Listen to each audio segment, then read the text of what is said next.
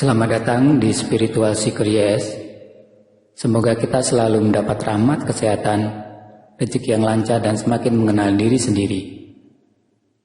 Saat ini kita akan mengenal lebih dalam mengenai pentingnya cahaya dalam meditasi. Meditasi sangat berhubungan dengan cahaya.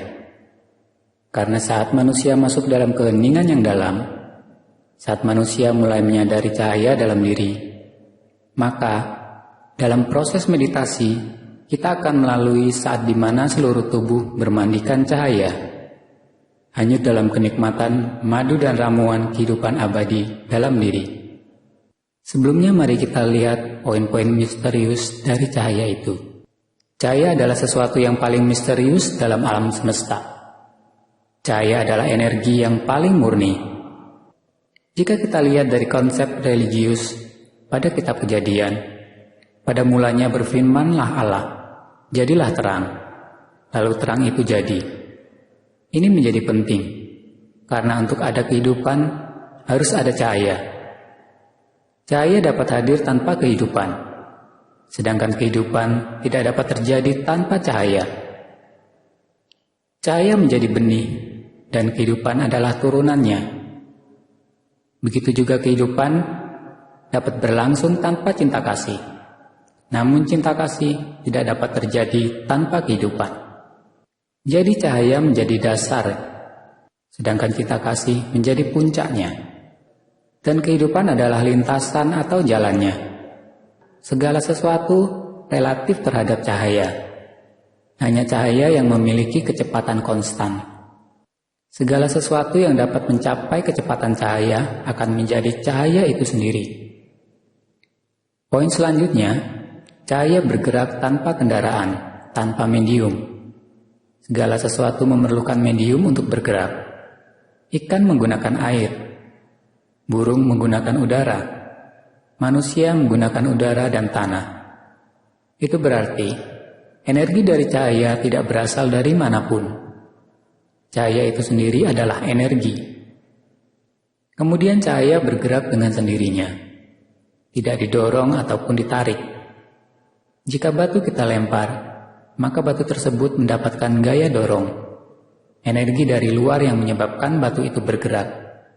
Dan setelah gaya dorong itu habis, maka batu tersebut tidak dapat bergerak atau berpindah lagi.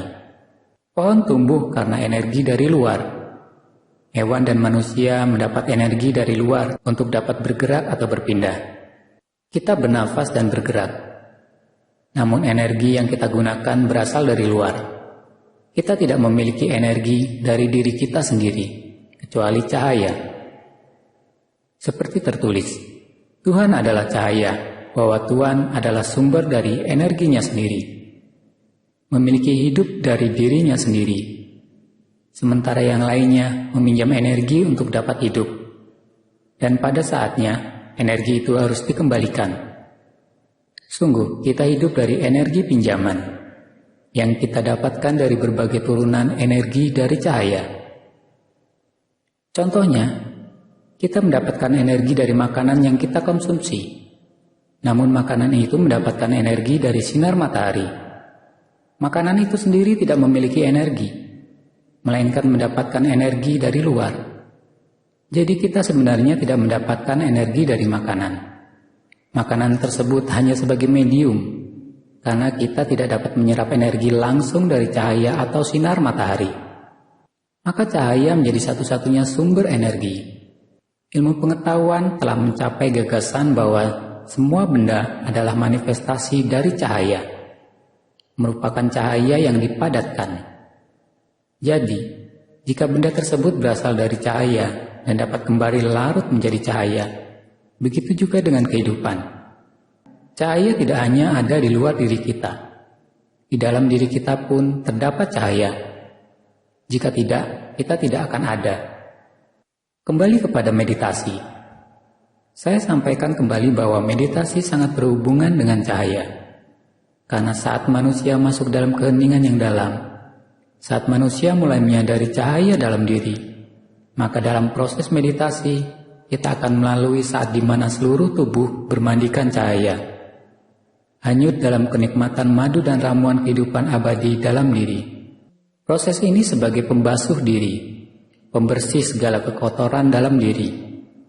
Karena dengan bermandikan cahaya, karma yang kita kumpulkan menjadi larut dalam cahaya itu sendiri. Pembersihan ini menjadi persiapan untuk kita dapat masuk dalam kuil ilahi. Jadi saat kita menyadari cahaya dalam diri saat meditasi, saat kita hanyut ke dalamnya, diri kita sedang dibasuh, dibersihkan, dan ini dapat berarti banyak. Biasanya saat kita akan masuk ke kuil atau tempat ibadah, kita membersihkan tubuh kita. Kita mandi, sehingga semua kotoran menjadi larut bersama air. Kemudian kita berpakaian rapi, menjadi segar dan rapi. Barulah kita masuk ke dalam kuil atau tempat ibadah. Namun untuk memasuki kuil ilahi, pembersihan dengan air belum cukup. Karena bukan tubuh kita yang masuk ke dalam kuil, namun kesadaran kita yang masuk. Air tidak dapat membersihkan kesadaran kita. Cahaya dalam diri kita lah yang dapat membersihkannya.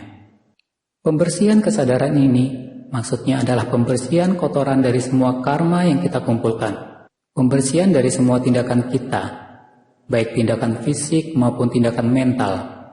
Mental di sini berarti hati dan pikiran. Namun mandi cahaya ini, pembersihan karma ini, bukanlah hal yang sederhana, karena sama sekali bukan pembersihan fisik. Saat seluruh karma menjadi bersih, yang dimaksud adalah material debu yang melekat pada kesadaran kita, yang kita kumpulkan dari tindakan, keinginan, dan hasrat kita menjadi bersih, maka inti dari ego kita pun akan sirna. Ketika ego dalam diri kita sirna, maka kita menjadi murni, bersih, dan terlahir kembali. Cahaya di luar sebenarnya adalah konstan, namun bagi kita, cahaya tersebut tidak konstan. Matahari selalu terbit dan tenggelam karena perputaran bumi, namun cahaya dalam diri kita tidak mengenal terbit dan tenggelam, sehingga dapat membersihkan kesadaran kita dengan secara konstan berpusat pada cahaya dalam diri kita, sehingga segala sesuatu yang melekat akan sirna, bahkan bertransformasi menjadi cahaya itu sendiri. Jadi ada 3 poin awal yang dapat kita pelajari dari meditasi. Pertama, menyadari cahaya, kemudian menyadari pembersihan yang mendalam dari jiwa kita, dan ketiga, menyadari ramuan kehidupan abadi dari cahaya. Semoga bermanfaat.